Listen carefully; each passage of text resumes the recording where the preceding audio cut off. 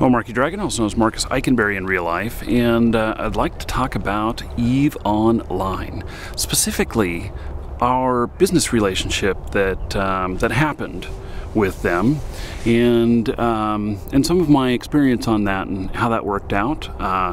You know, EvE Online came out in May 2003, and I didn't know much about the game. I knew that it was a big, massive multiplayer game, and I bought some time cards from them to see if they would resell in our store. Well, turned out that they did. And the volumes kept getting higher and higher that we were ordering, and they came, and we were selling them above retail. Well, they came to us and they said, "Would you like to be an official reseller?" Hell yeah. There was only one other reseller at the time, and so we set up an agreement and started selling their stuff and promoting it a lot more, and it worked out. It worked out pretty good.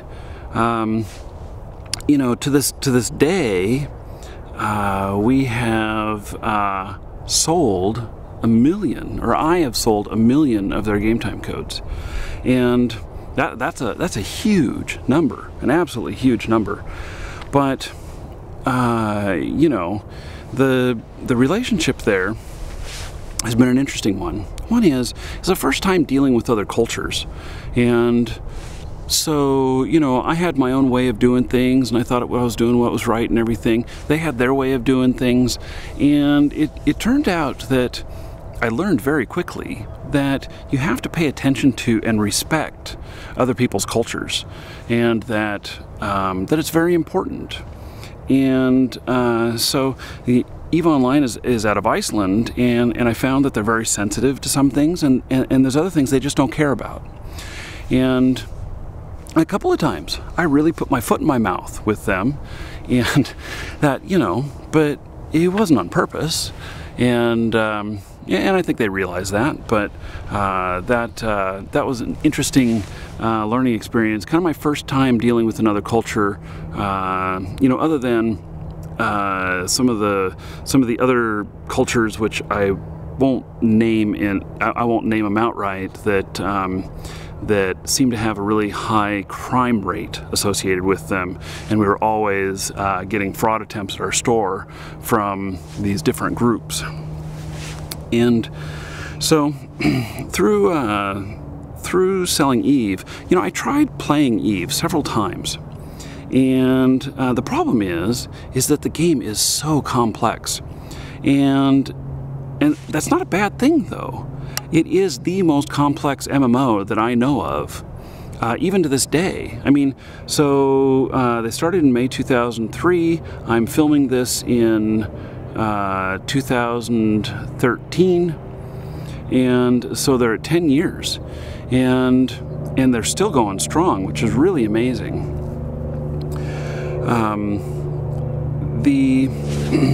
It was the first time I encountered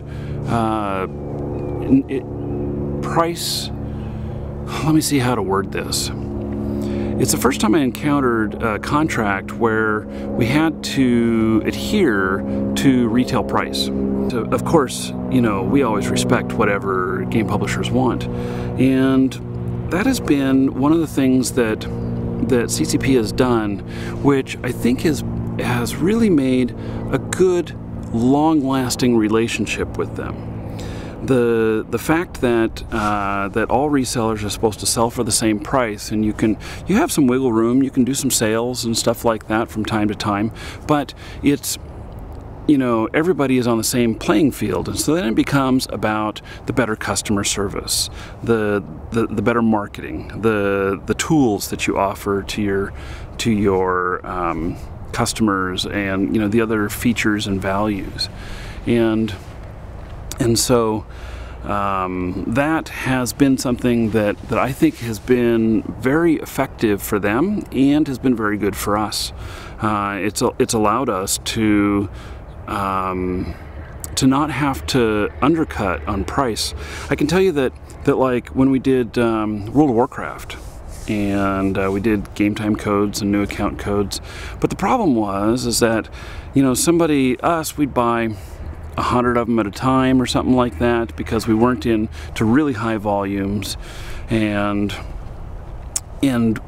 then, but other people who had purchasing power to buy, say, 10,000, 20,000, 50,000, you know, WoW game time codes in one shot, would get a deeper discount and a better price.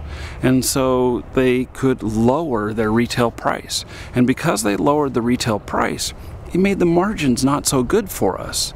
And we eventually just gave up, because we could just sell it at retail and everything, but the sales are always sluggish and product sits around for a long time. If you lower it to be competitive with the others, well, your sales really pick up, but it really becomes a who can dominate the numbers game, and that's very hard to do. So you know, you have to have muscle in the market to do that, or you have to have, you know, a good amount of resources, a lot of money to dump into that.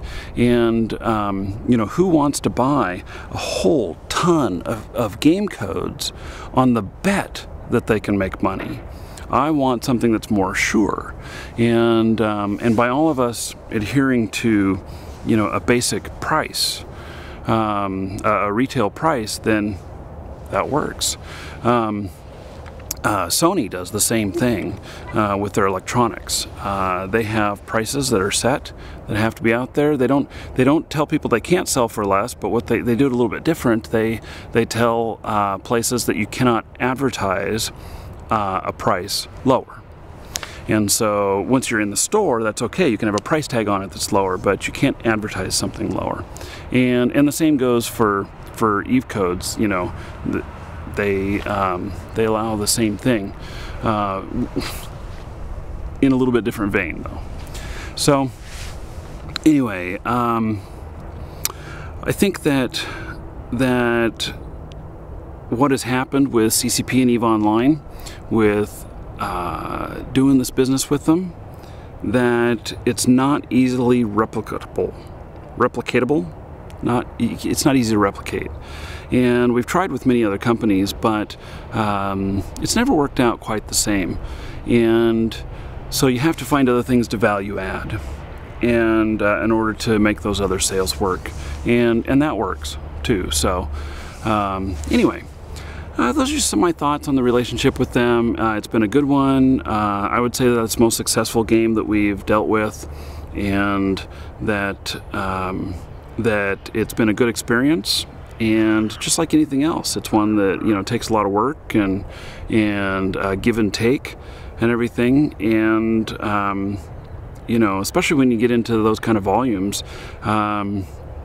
you know, they tend to listen to you more, but at the same time, you have to listen to them as well, and adhere to their wishes, and, you know, live in their realm. And so I would look forward to doing that again with another game company, and I know that, like, CCP has another couple of games on the horizon, and hope to work with those games as well, and provide the same level of high customer service that we've been able to do with EvE. So that's it. Thank you very much for watching this episode, and do subscribe if you're not currently subscribed.